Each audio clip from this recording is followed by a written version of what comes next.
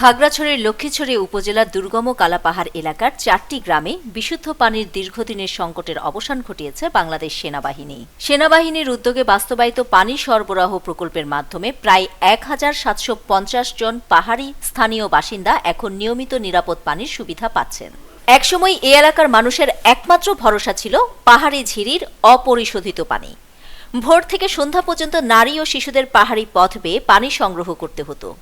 শুষ্ক মৌসুমে পানির সংকট আরও ভয়াবহ হয়ে উঠত, বাড়ত নানা রোগ ও স্বাস্থ্য ঝুঁকি।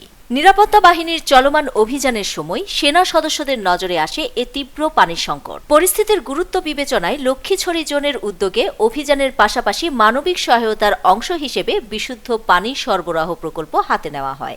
24 পদাতিক ডিভিশনের অর্থায়নে ও গুইমারা রিজিয়নের ব্যবস্থাপনায় গত 8 ডিসেম্বর 2025 থেকে প্রকল্পটির কাজ শুরু হয়।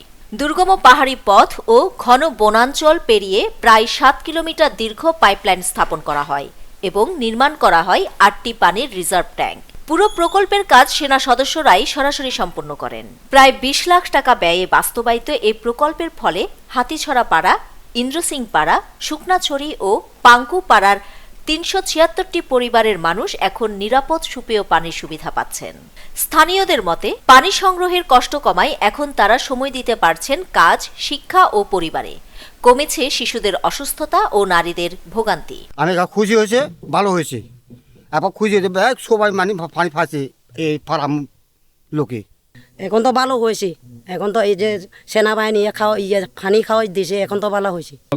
একটু কষ্ট ছিল, তারপরে 17 মাসে এখন একটু সুবিধা হয়েছে। সেনাবাহিনীরা যেভাবে পানি নিয়ে আসছে আমরা খুব উপকৃত। সোমবার বিকেলে স্থানীয়দের উপস্থিতিতে প্রকল্পটির আনুষ্ঠানিক উদ্বোধন করেন লক্ষ্মীছড়ি সেনাজোন অধিনায়ক লেফটেন্যান্ট কর্নেল মোহাম্মদ তাজুল ইসলাম।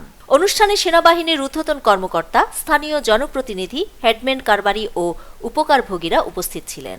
দীর্ঘ 7 কিলোমিটার পানি সরবরাহের পাইপলাইন স্থাপন করা এবং সর্বমোট 8টি পানি রিজার্ভ ট্যাঙ্ক স্থাপনের মাধ্যমে এই প্রকল্প কাজ সমাপ্ত হয়।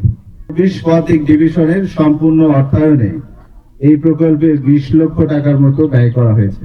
সেনাবাহিনী জানিয়েছে, পার্বত্য চট্টগ্রামে নিরাপত্তা নিশ্চিত করার পাশাপাশি মানুষের জীবনমান উন্নয়নেও এ ধরনের জনকল্যাণমূলক কার্যক্রম ভবিষ্যতে অব্যাহত থাকবে।